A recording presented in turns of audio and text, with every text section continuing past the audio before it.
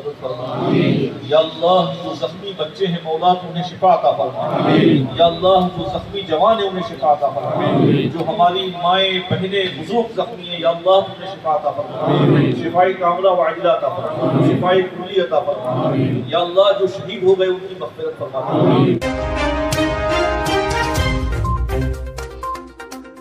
सच का विगुल, खबरें सच्चाई के साथ, देखते रहिए।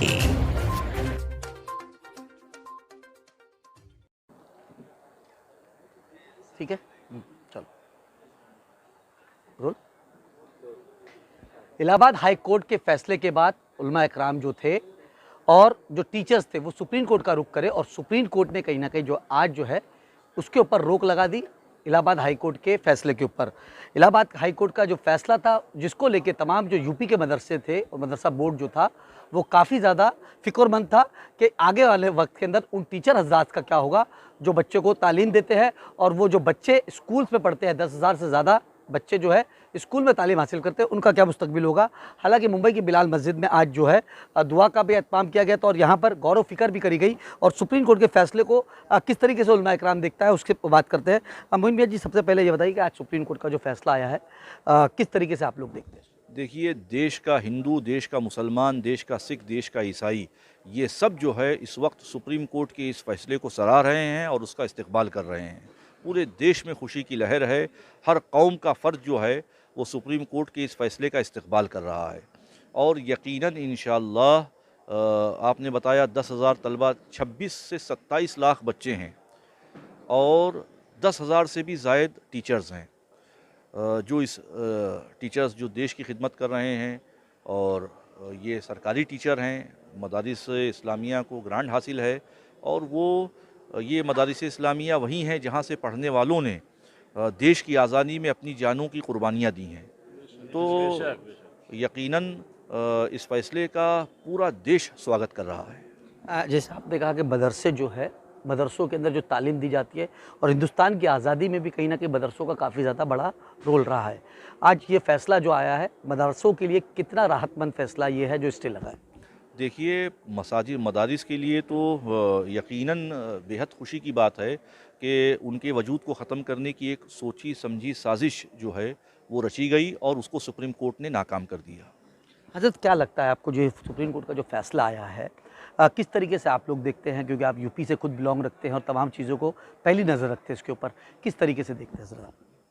जैसा कि हज़रत ने फरमाया कि high court Allahabad high court के लखनऊ बेंच के फ़ैसले से न सिर्फ मुसलमान बल्कि पूरे मुल्क की आवाम हैरान रह गई कि जिन लोगों ने अपने मदरसों से इस मुल्क की जंग आज़ादी की जंग लड़ी, आज उनके मदरसों को ही बंद करने और ताला लगाने की बात की जा रही। तो जब हम सुप्रीम कोर्ट पहुँचे और आज तो लाइव होता है, लोगों ने देखा, CGI ने और उस कोर्ट ने जो इस अंदाज से स्टे किया, इससे हमारी कौम मुस्लिम के साथ साथ हर इंसाफ पसंद को बेपनाह खुशी हुई कि कहीं ना कहीं से हमारे इस सेकुलरिज्म के तहफ़्फ़ुज़ करने वाली सुप्रीम कोर्ट इंसाफ का झंडा लेकर बैठी हुई है और हम आने वाले दिन में इंसाफ के मुताबिक फ़ैसला पाएंगे। और जैसे पहले से हमारे उलमा दीन की, मदरसे की, मुसलमान की और मुल्क की खिदमत करते रहे, ऐसे ही वो मुस्तकबिल में भी करते रहेंगे। देखिए, लगातार ये सवाल भी उठता है कि मदरसों में सिर्फ दीनी तालीम दी जाती है,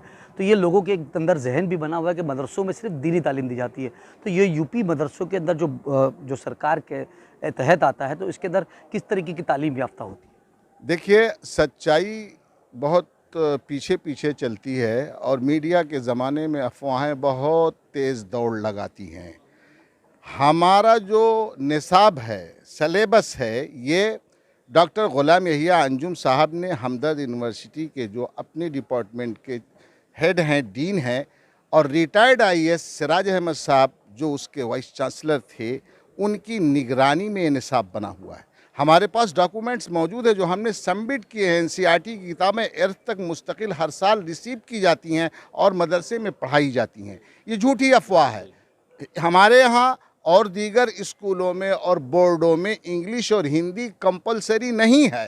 यूपी बोर्ड देख लीजिए आप, उसमें इंग्लिश कंपलसरी नहीं है, बट हमारे मदरसा बोर्ड में हिंदी इंग्लिश कंपलसरी है हाई स्कूल और इंटर के लिए। मगर इसके बावजूद हाई कोर्ट के महान जज साहब ने कहीं ना कहीं हमारी वकील या हमारे बोर्ड के वकील की बात को ना सुन करके उन अफवाहों को सुनकर समझकर एक डिसीज़न दिया, जिसे सुप्रीम कोर्ट ने ऐसे अंदाज से लिया कि वो धानाशाही होकर के बिखर गया। हम बहुत खुश हैं और मुतमईन भी हैं कि आने वाला फैसला भी हमारे हक में ही होगा। देखिए हज़रत और भी लोग यहाँ पर हैं, हम बात करने की कोशिश करते हैं। हज़रत बताइए कि सईद नूरी साहब, आप ये बताइए कि रज़ा एकेडमी भी लगातार हर चीज़ में जो है आगे रहती है, तो इस फैसले को किस तरीके से आपने?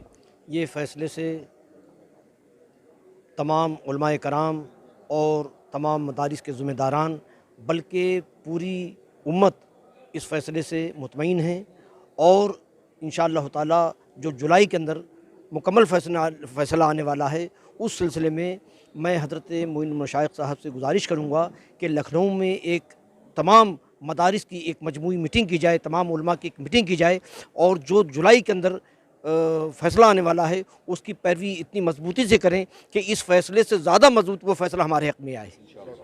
देखिए, मदरसे के फ़ैसले के बाद कहीं ना कहीं उलमा इकराम फ़िक्रमंद थे कि आने वाले वक्त के अंदर मदरसों का क्या होगा, लेकिन सुप्रीम कोर्ट में आज स्टे लगने के बाद कहीं ना कहीं जो उलमा इकराम है और जो मदरसे के टीचर है, 10,000 से ज़्यादा जो ज़ायद टीचर है, उनको कहीं ना कहीं राहत की सांस लेने मिली।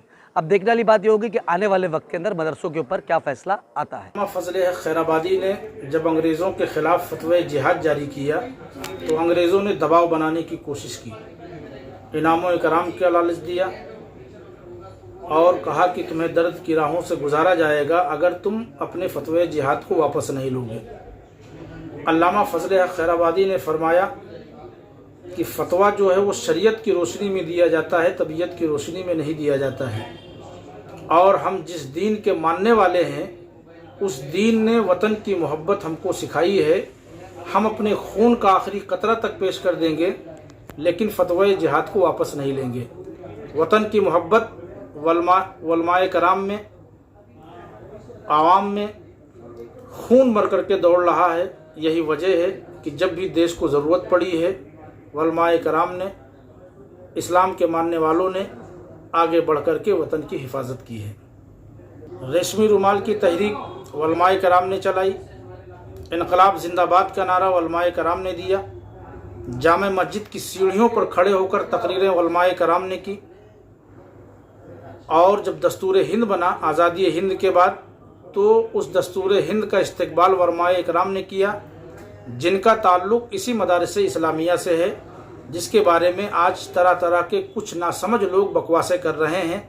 अगर वो तासुब का आईना उतार कर देखेंगे तो आज़ादी हिंद में मदारिस इस्लामिया का अहम रोल नज़र आएगा।